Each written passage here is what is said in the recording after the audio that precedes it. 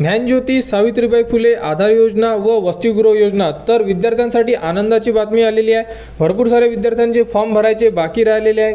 कोणत्या विद्यार्थ्यांच्या ॲडमिशन अजूनपर्यंत झालेलं नाही आहे किंवा लेट झालेले आहे, त्यामुळे परत मुदतवाढ देण्यात आलेली आहे। तरी ज्याही विद्यार्थ्यांचे फॉर्म भरायचे बाकी असेल ते विद्यार्थी त्यांचा फॉर्म भरू शकतात।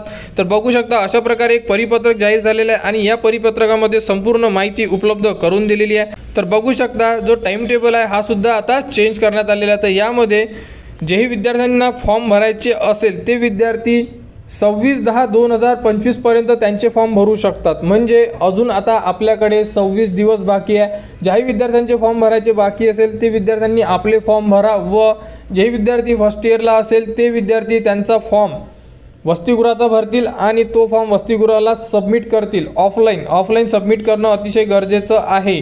ऑफलाईन सबमिट करा आणि ज्याही विद्यार्थी रिन्यूअल असेल म्हणजे सेकंड इयर असेल विद्यार्थी कोणता, थर्ड इयर असेल, फोर्थ इयर असेल, हे विद्यार्थी रिन्यूअल आहेत तर ते विद्यार्थी त्यांचा फॉर्म डायरेक्टली ज्ञानज्योती सावित्रीबाई फुले आधार योजना यासाठी फिलअप करू शकतात। त्यांना वसतिगृहाचा फॉर्म भरायची गरज नाही आहे, कारण वसतिगृह हे फक्त फर्स्ट इयरच्या विद्यार्थ्यांनाच मिळणार आहे अशाबद्दलची माहिती मिळालेली आहे। तर 26 तारखेपर्यंत संपूर्ण विद्यार्थी फॉर्म भरू शकतात आणि त्यानंतर बघू शकता पहिली जी यादी असणार आहे 31/10/2025 ला उपलब्ध करून देण्यात येणार आहे। म्हणजे पहिली जी लिस्ट लागेल हॉस्टेलची यामध्ये संपूर्ण जेही विद्यार्थी सिलेक्ट होतील त्यांना 31 तारखेला त्यांची ऑफलाईनमध्ये लिस्ट जाहीर होणार।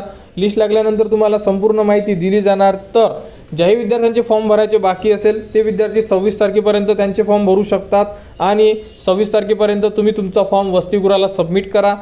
आणि यामध्ये जी टिप दिलेली आहे ही एकदा तुम्ही रीड करा की वसतिगृहाला फॉर्म भरणं गरजेचं आहे। जर वसतिगृहाला नंबर मिळाला नाही म्हणजे नंबर लागला नाही तुमचा तर तुम्हाला जो फॉर्म आहे तुमचा हा कन्वर्ट केला जाणार ज्ञानज्योती सावित्रीबाई फुले आधार योजनेसाठी। यामध्ये संपूर्ण माहिती दिलेली आहे।